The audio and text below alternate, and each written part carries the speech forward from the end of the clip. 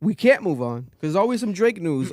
Drake's also facing backlash right now because one of the most controversial interviews, maybe the most controversial interview, one of the most controversial interviews in pop culture in the past recent years was the Drake Bobbi Althoff interview, because he did the interview. There were some jokes in there. Some people thought they might have been a bit risky, but it was just funny, dark humor, white humor.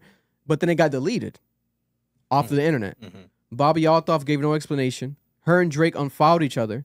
Then she was seen at Drake's concert, like kind of making fun of his performance while she's at the concert. But it seemed like she got exclusive tickets, so Drake invited her. Why is she making fun of Drake?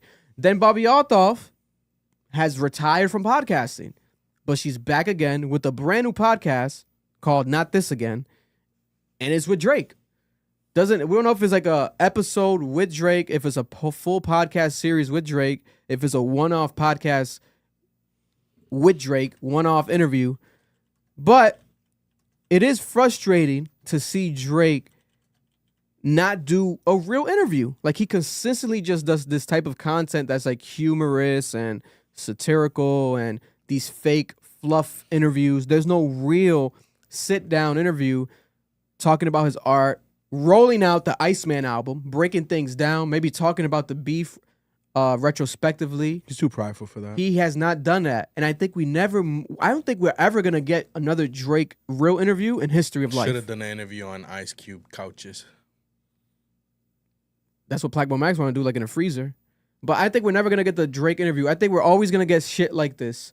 The Bobbi Althoff thing, I think he owes her an interview because the interview got deleted. I think he probably was the one that had to delete it. They're going to address that, right? I'm pretty sure they're going to address why it got deleted, all that shit. But it's just, why don't we get a real Drake interview? Because he's scared.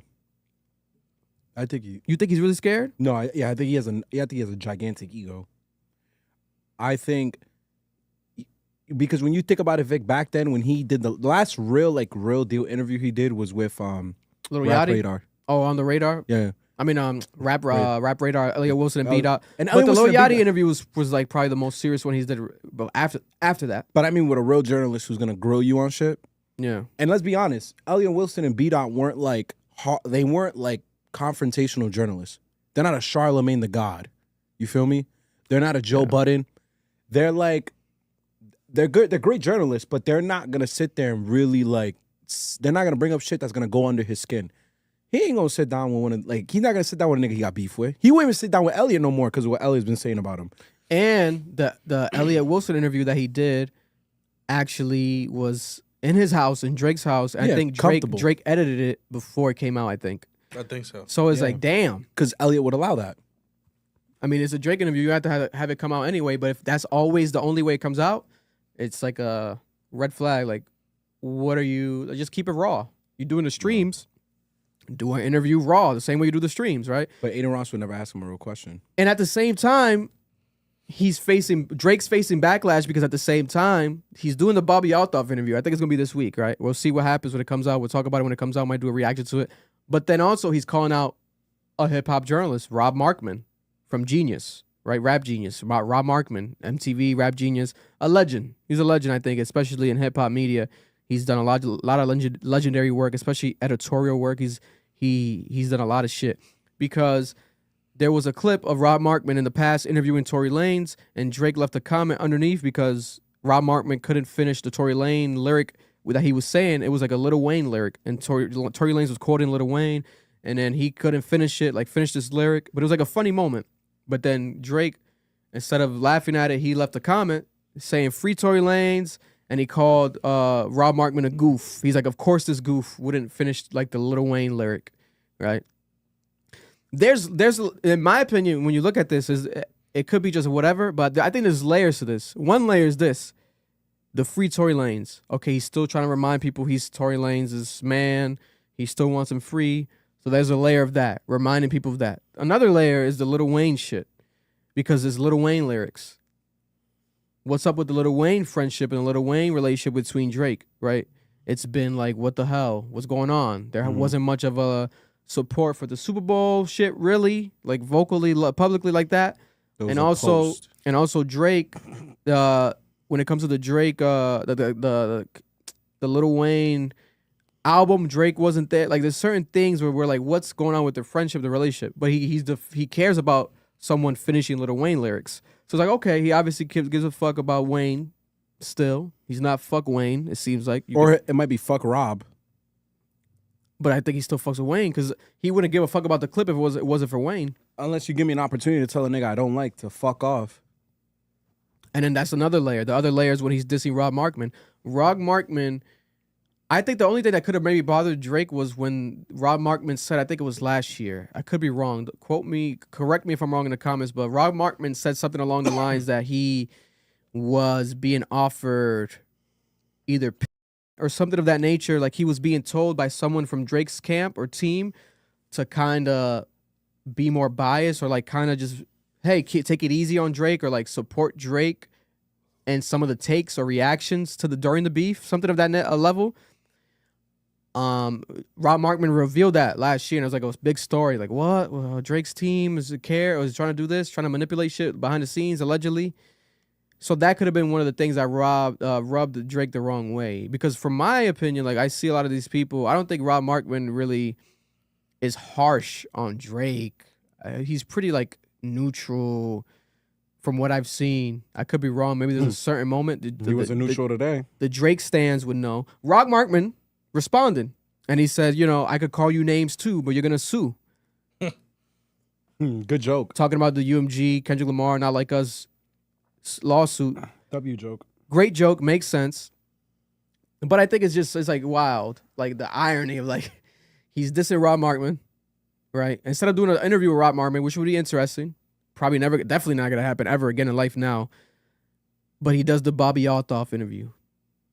And that's why the hip hop purists and, those type of people, the Kendrick stans, they annihilate Drake. Like he almost, I feel like he knows this though. Like, is it on purpose? Like, yes. Is he just a dumbass? It's heel.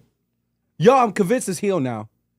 Because it all makes no sense until you look at it and you're like, oh, you're doing this to get a reaction. You're doing everything you're not supposed to do to get a reaction.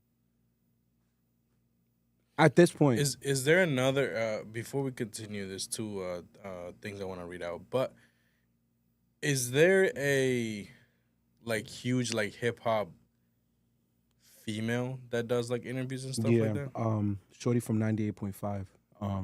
What's her name? The woman? You talking about Hot 97? Hot 97, there we go, yeah. Well, Angie. Oh, Angie Martinez will be fire. Yeah. Why? I was just going to say maybe it's just... He should sit down with a woman? If it was, like, a woman, yeah. Angie will grow him, too. That'll be dope, though. Angie Martinez is a GOAT to me. Yeah. I love her. I think that'll be dope. I thought Drake was the most calculated rapper in the industry until the Kendrick Lamar beef. I was disappointed in everything. It's not even about like who won or lost. There's a way to even lose. You can lose gracefully. You know what I'm saying? There's a different way to lose. Like you could have gone about it. You could have dropped a better record than the Heart Part 6. Like there's different ways you could have gone about it.